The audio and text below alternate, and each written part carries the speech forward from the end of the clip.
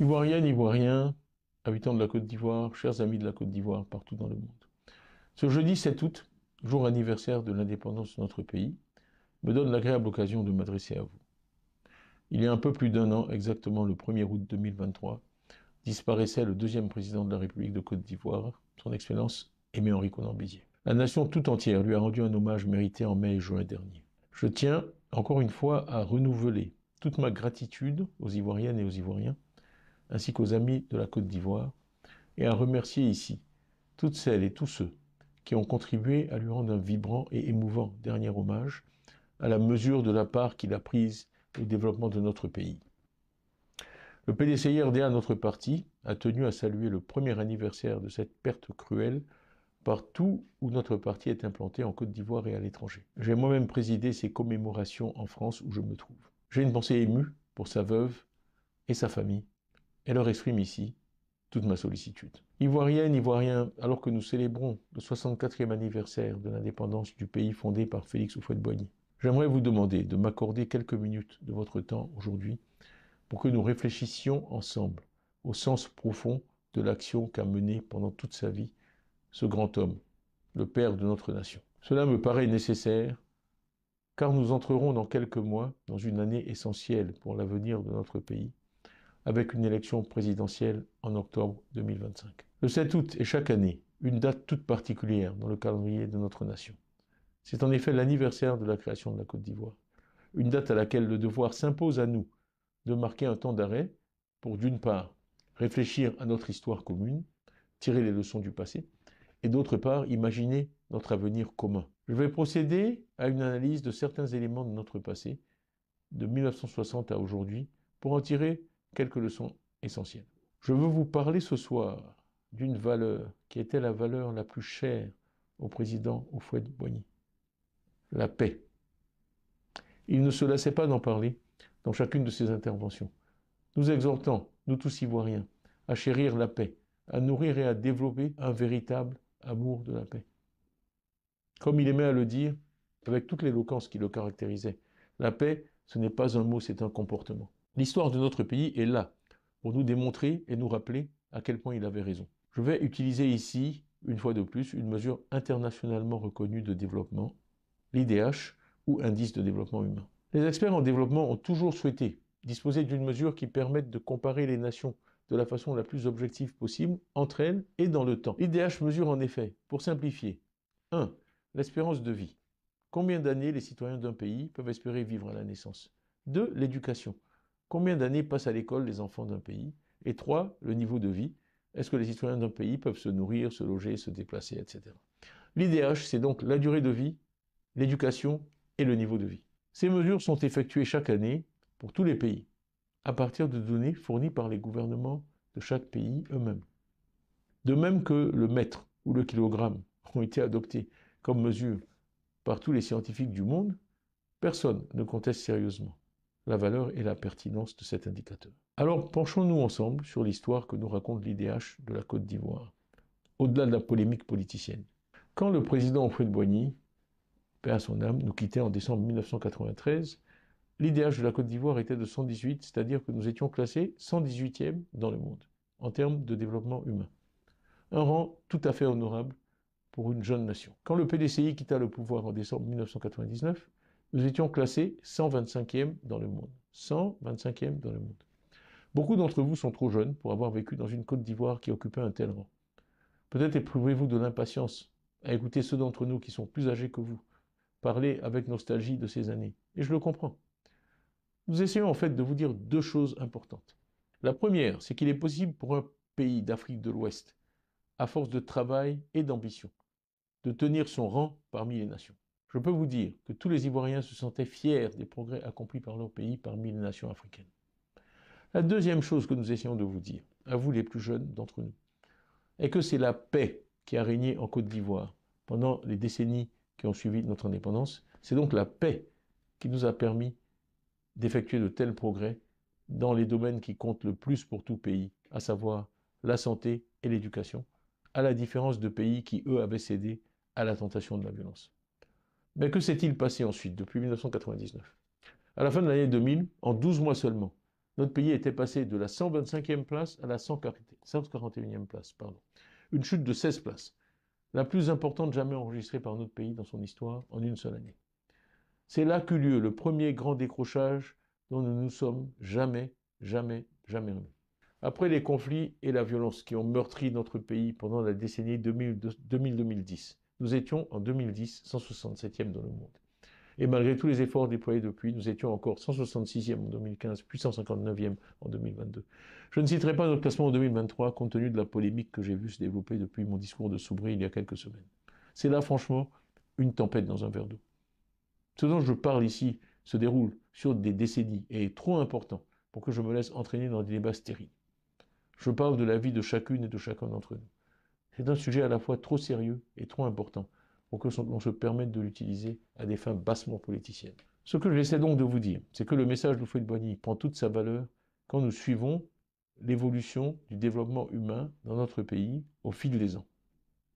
Ce que ces chiffres, ce résultat veulent nous dire, c'est que la violence et le conflit ne sont jamais la solution pour un pays. Quand un pays sombre dans la violence, les premières victimes de cette violence sont les plus faibles, les plus démunis et les plus pauvres. C'est cette triste réalité que l'IDH capture. Quand on est jeune et démuni, la violence peut paraître une solution tentante. L'arme qui va vous permettre d'acquérir rapidement et sans grand effort tous ces biens que vous aimeriez posséder, cette voiture, cette villa, cet ordinateur. Je vous le dis, ce n'est pas vrai.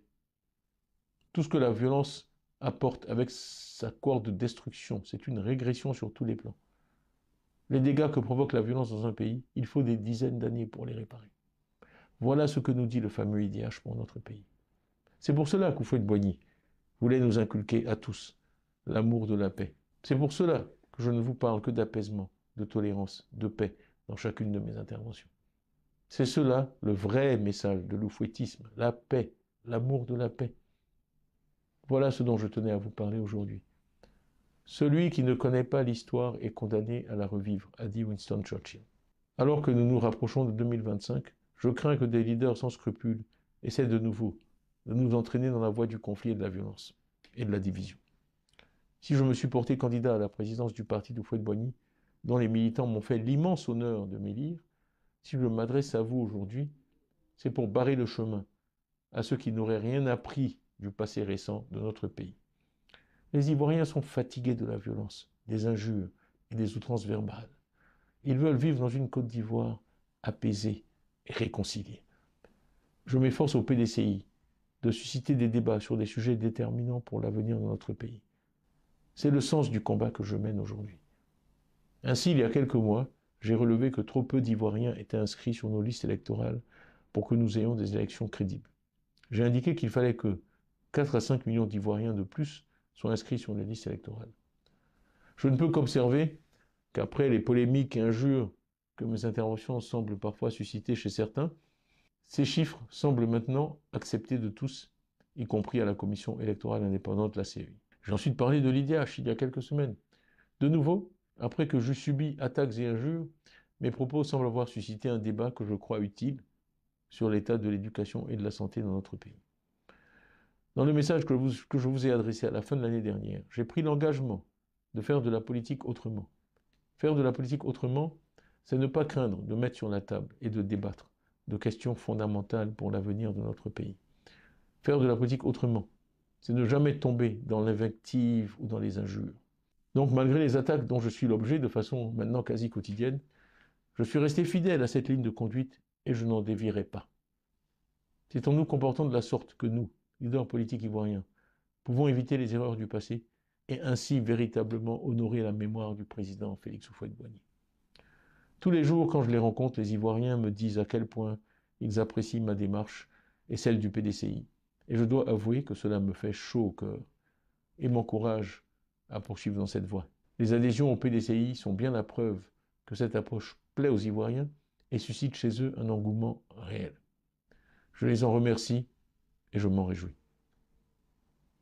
Comme le président Houphouët l'a si bien et si souvent dit, la paix ce n'est pas un mot, c'est un comportement.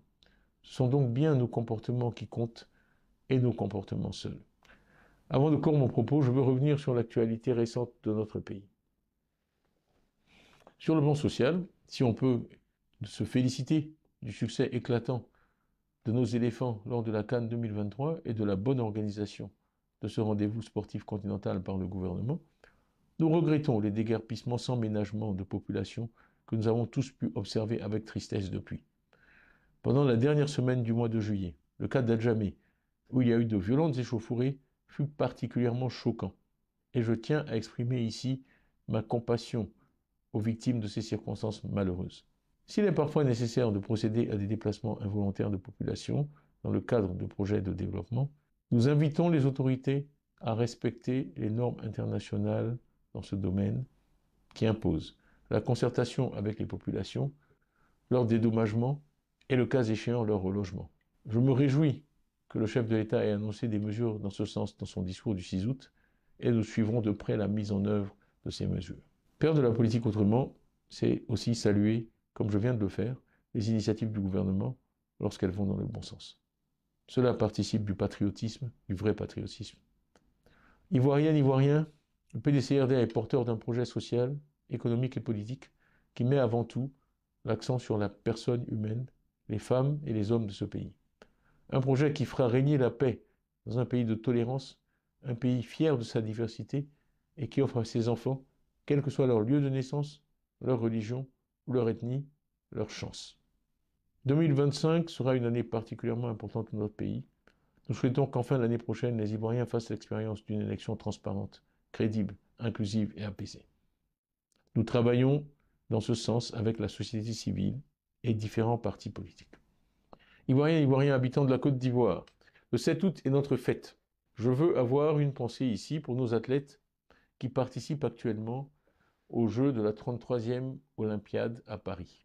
Ils illustrent avec brio le dynamisme de notre jeunesse et sans vouloir diminuer le mérite de nos athlètes masculins, je veux néanmoins saluer le travail effectué par les dirigeants de notre sport pour la promotion du sport chez les femmes.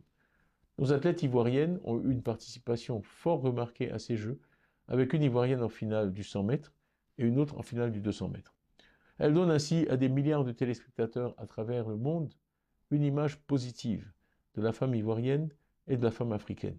Le 7 août est aussi une fête marquée par un défilé militaire, ce qui me donne l'occasion de rendre un hommage mérité et appuyé aux officiers, sous-officiers, gendarmes, soldats, marins et aviateurs qui assurent notre sécurité et garantissent le respect de notre souveraineté. Nous comptons sur nos armées, sur leurs compétences, sur leur dévouement, sur leur sens du devoir et de la République. Que prévale dans notre pays un sentiment de solidarité avec nos corps habillés en ce jour mémorable de la célébration de nos armées, gardiennes des principes qui fondent notre République pour le service et au service de la Côte d'Ivoire. La paix, notre bien commun le plus précieux, n'est possible que grâce à ces femmes et à ces hommes qui assurent notre sécurité à l'intérieur du pays, mais aussi sur nos frontières, sur terre, sur mer et dans les airs. Ivoiriennes, Ivoiriens, habitants de la Côte d'Ivoire, le PDCIRDA par ma voix vous engage à continuer à construire une Côte d'Ivoire fidèle à la vision originelle du président Félix Houphouët-Boigny. Une Côte d'Ivoire unie, paisible, tolérante et fraternelle. Bonne fête de l'indépendance, vive la Côte d'Ivoire, vive la République.